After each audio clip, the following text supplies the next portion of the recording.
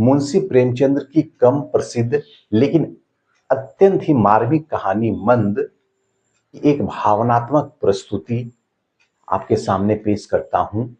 मुझे उम्मीद है कि यह आप श्रोताओं के दिल को अवश्य छू लेगी। मंद यानी ममता, मासूमियत और मानवीय संवेदनाओं की पुकार।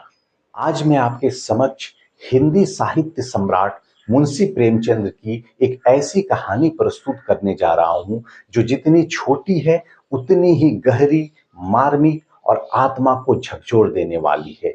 यह कहानी है मंद, जिसका अर्थ है धीमी गति से बोलने वाली, मानसिक रूप से थोड़ी मंद बुद्धि। मुख्य पात्र मंद जो एक बालिका है, एक छोटी बच्ची है जो आम बच्चों की तरह चंचल नहीं है।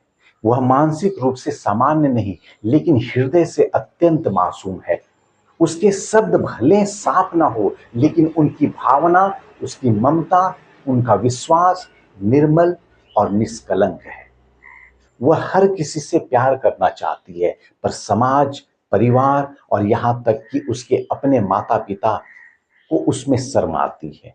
उसे छुपाया जाता है, दबाया जाता है, उपेक्षित किया जाता है।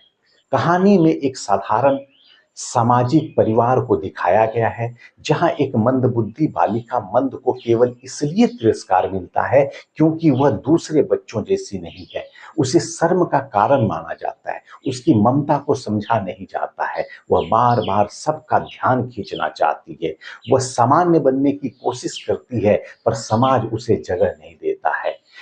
प्रेमचंद्र ने यह कहानी लिखते हुए एक सवाल खड़ा किया है, क्या हमारा समाज केवल उन लोगों को स्वीकार करता है जो सामान्य हो?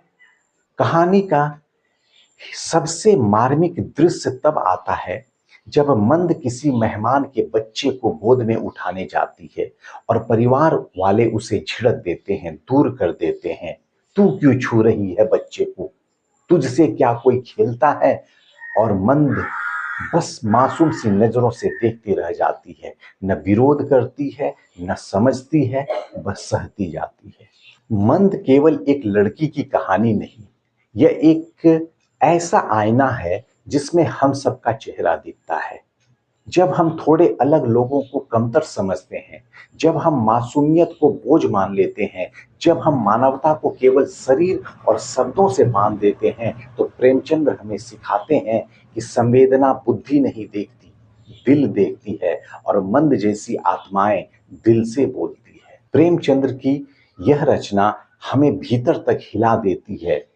यह बताती है कि यदि हम वास्तव में समाज के सभ्य नागरिक बनना चाहते हैं तो हमें उन बच्चों को, उन लोगों को भी अपनाना होगा जो विशेष हैं, अलग हैं, परंतु इंसान हैं। आइए हम यह संकल्प लें, किसी भी मंद बुद्धि या विशेष आवश्यकता वाले बच्चों को अलग नहीं, अपना समझकर, सम्मान देकर और प्रेम से देखें। क्योंकि मंद केवल एक नाम नहीं, वह एक असहाय आत्मा की पुकार है जिसे समझने के लिए हमें बस थोड़ा और इंसान बनना पड़ेगा। धन्यवाद।